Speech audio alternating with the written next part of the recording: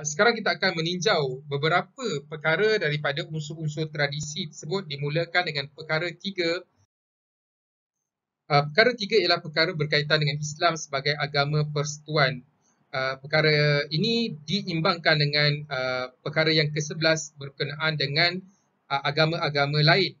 Dalam perkara tiga, dinyatakan bahawa pihak kerajaan sama ada persekutuan atau negeri mempunyai kebebasan, kuasa dan keistimewaan untuk menubuhkan institusi bagi melaksanakan ajaran Islam serta mengeluarkan perbelanjaan yang diperlukan untuk tujuan itu. Ini menunjukkan kerajaan boleh mengeluarkan perbelanjaan untuk agama Islam. Dan sebagaimana dinyatakan, perkara tiga ini diimbangkan dengan perkara 11. Inilah dia perkara 11, iaitu menyatakan bahawa agama lain boleh diamalkan dengan aman dan damai di mana-mana bahagian persekutuan. Namun perkara kebebasan tersebut masih lagi mempunyai takluk-takluknya ataupun sekatan-sekatannya, seperti perkara 11/4 menyatakan bahawa undang-undang negeri dan wilayah boleh menyekat atau mengekang pengembangan agama-agama tersebut kepada penganut agama Islam. Dalam perkara 11/3 pula menyatakan bahawa tiap kumpulan agama berhak menguruskan hal ehwal agamanya sendiri tanpa campur tangan kerajaan, menubuhkan dan menyelenggarai institusi bagi maksud agama dan juga bagi maksud khairat, dan juga mereka sebagai institusi boleh memperolehi dan memiliki harta benda serta memegang dan mentadbirnya mengikut undang-undang. Apakah rasional dimasukkan perkara ketiga dalam perlembagaan? Sebagaimana kita tahu, Islam adalah agama persekutuan, tetapi tetap dimasukkan bahawa kebebasan beragama mestilah dijamin untuk penganut-penganut agama lain. Dan mengapa Islam dimasukkan dalam perkara tiga ataupun sebahagian daripada perlembagaan? Kerana Islam telah diterima sebagai agama persekutuan sejak zaman Kesultanan Melayu Melaka ataupun sebelumnya lagi, sehinggalah ke zaman penjajahan Inggeris. Penggunaan undang-undang Islam juga telah diiktiraf di negeri-negeri Melayu sewaktu penjajahan Inggeris. Bahkan semasa penjajahan British, terdapat dualistik ataupun dua pembahagian kuasa antara British dan raja-raja, di mana sewaktu itu walaupun British mentadbir, tetapi pentadbiran agama, hal ehwal agama dan juga adat-adat langsung tidak diganggu oleh British, ianya diserahkan kepada raja-raja Melayu. Dan ini juga sesuai, perkara tiga ini sesuai dengan takrif Melayu, itu perkara 160 yang mendefinisikan Melayu sebagai seorang yang beragama Islam, lazimnya bertutur dalam bahasa Melayu dan mengamalkan adat istiadat.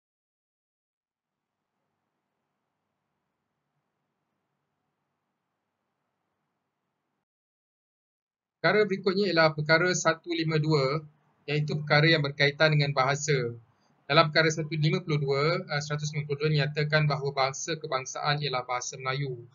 Ianya mesti digunakan dengan tujuan-tujuan rasmi. Bahasa Melayu mesti dan wajiblah digunakan. Walau bagaimanapun, tidak ada siapa pun boleh melarang atau menahan orang berbangsa lain daripada menggunakan ataupun mengajar ataupun belajar bahasa-bahasa mereka. Selain daripada tujuan-tujuan rasmi, mereka bebas untuk berbuat sedemikian. Dan kerajaan berhak untuk mengekalkan pembelajaran dan penggunaan bahasa lain di dalam persekutuan tanah Melayu. Mengapa perkara 152 dimasukkan di dalam perlembagaan?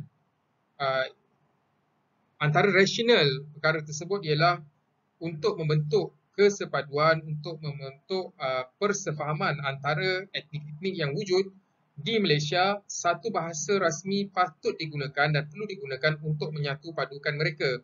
Dan bahasa yang dipilih ialah bangsa rakyat ramai dan juga bahasa asal penduduk di sini, iaitulah bahasa Melayu.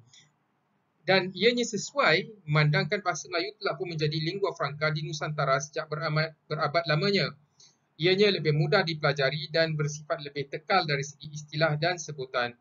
Bahasa Melayu juga telah digunakan secara rasmi sebelum Perang Dunia lagi, di mana kita dapati ia juga menjadi syarat bagi orang-orang British yang mahu, pegawai-pegawai British yang mahu bekerja ataupun yang bertugas di Tanah Melayu sebelum daripada penubuhan Malaysia dan Persekutuan Tanah Melayu sendiri, mereka disyaratkan untuk menjalani ujian dan lulus ujian tersebut, ujian Bahasa Melayu dan lulus ujian tersebut sebelum boleh ditempatkan di Tanah Melayu.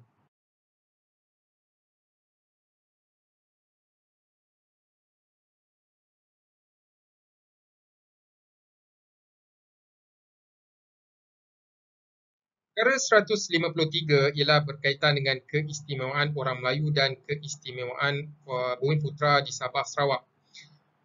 Ianya termasuklah keistimewaan bagi golongan Bumiputera untuk mendapat tempat menjawat di dalam perkhidmatan awam, mendapat beasiswa, pendidikan, kuota perniagaan dan juga kemudahan-kemudahan khas lain yang diberikan kepada mereka.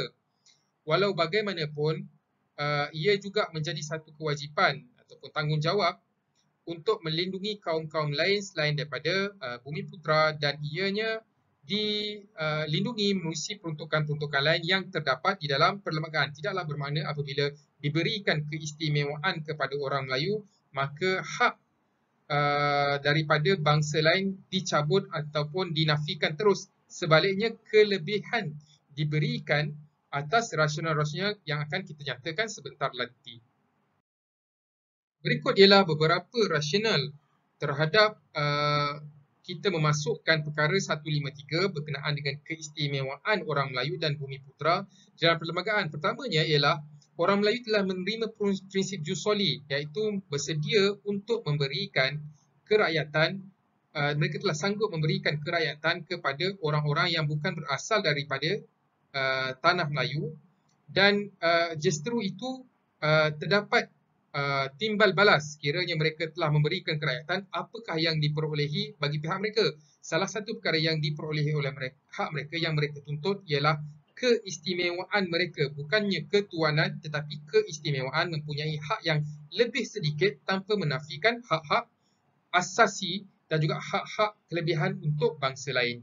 Dan juga kenapa perkara tersebut menjadi satu perkara yang rasional, kerana pada zaman penjedahan dan di awal kemerdekaan terdapat terlalu sedikit orang Melayu yang bekerja dengan kerajaan. Mereka terpinggir dan juga dibiarkan berada di kampung dan juga menguruskan ekonomi secara sendiri tanpa melibatkan diri dengan kepesatan ekonomi di Tanah Melayu. Selain itu, keistimewaan tersebut ialah bagi mendekatkan jurang antara kaum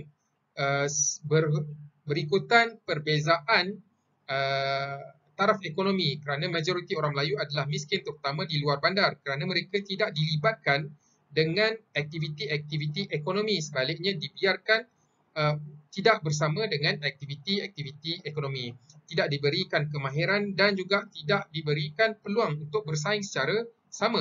Orang Melayu masih kurang menceburi bidang perniagaan, dan justru itu mereka perlu dibantu dan dibimbing. Begitu juga peratusan pelajar Melayu di dalam bidang sains juga adalah rendah. Mereka tidak masuk ke sekolah-sekolah yang dinamakan sekolah-sekolah Inggeris dan tidak diberikan peluang untuk berada di sekolah yang formal. Sebaliknya, hanya menduduki pendidikan secara tidak formal.